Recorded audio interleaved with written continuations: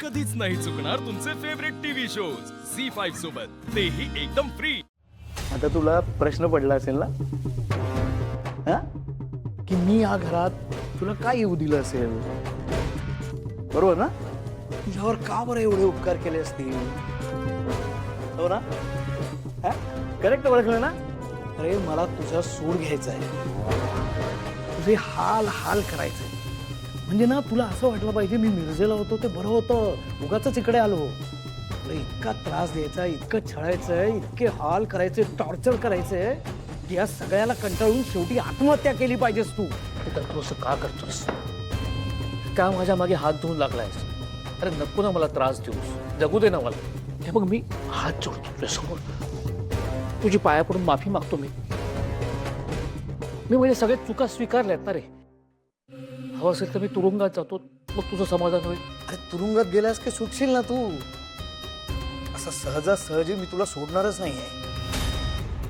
तुझे हाल हाल करून तडफडवून तडफडवून मारणार आहे मी तुला। मी असं काय करू म्हणजे तू शांत होशील? अरे जगूया ना सुखानं। सुखाने? या घरातनं ना सुख हा शब्दच नाहीसा करायचाय मला। तू बघच आता मी काय काय करतो ते। आधी तुझी ती लाडकी सून नेत्रा आणि त्या मैथिलीला संपवणार, त्यानंतर मग तुझ्या मुलांना अद्वैत, तेजस आणि तन्मय, तिघांनाही उद्ध्वस्त करून टाकणार। एकदा का त्यानं उद्ध्वस्त केलं ना की मग सगळी प्रॉपर्टी, बँक बॅलन्स सगळं माझं होईल। नाही तुम्ही सगळ्यांना भुकेला लावलं ना तर केदार राजाध्यक्ष नाव सांगणार नाही। अरे अरे या या या मैथिली मावशी, या तुम्ही करेक्ट वेळेला आलात।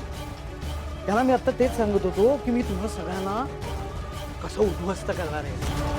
हो खरंच विचारत आहे ना दादा, काल या थोडक्यात वाचल्या, याचा फुल गेम होता यांचा। उडवणार होतो ना हिला, पण तुम्हाला माझा प्लॅन कळला का? नाही माहिती? दादा ऐका माझा प्लॅन। मी काय केलं माहितीये का? मी तुझ्या लाडक्या सुनेला म्हणजे नेत्राला फोन केला आणि तिला सांगितलं की शेखरची आणि तन्मयची गाडी एअरपोर्टच्या बाहेर पडली आहे, मध्येच मी त्याचा ऍक्सिडेंट करणार आणि त्यांना उडवणार। ते ऐकल्यावर नेत्रा घाबरली आणि कुठलाही विचार न करता घरातनं पळत पळत पळत पळत तुम्हाला वाचवायला बाहेर पडली। मी त्याचीच वाट बघत होतो, मग मी त्याचं व्हिडिओ शूटिंग केलं आणि तो व्हिडिओ पाठवला मैथिलीजींना, आणि मग इतकी वर्ष या घरातनं बाहेर न पडलेल्या मैथिलीजी काही विचार न करता नेत्राला वाचवण्यासाठी घराबाहेर पडल्या। मग काय, मला खरं तर तीच वेळ साधायची होती। मी क्लच दाबला, गिअर टाकला आणि एक्सेलरेट करून यांना उडवणारच होतं। एवढ्यात तुझी आणि तन्मयची गाडी मध्ये आली आणि नेमके तुम्ही मध्ये कडमडला, म्हणून ह्या काल वाचल्या।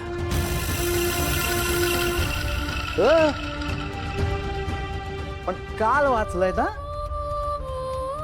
पुढल्या वेळेला कुणी मध्ये आलं तर मी तुला ढगात पाठवणार म्हणजे पाठवणारच। झी5 ॲप डाउनलोड करा आणि पहा सर्व एपिसोड्स एकदम फ्री।